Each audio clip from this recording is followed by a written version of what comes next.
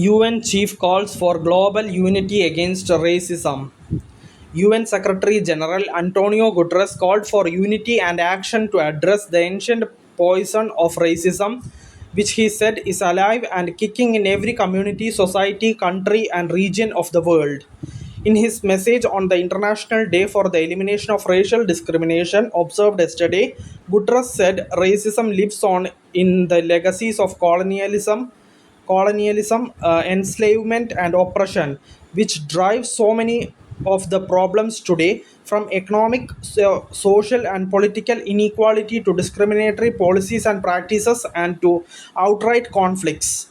And it spreads through new digital tools and technologies that inundate us with hate speech, perpetuating lies and harmful stereotypes that often spill over into real world violence and abuse, he warned.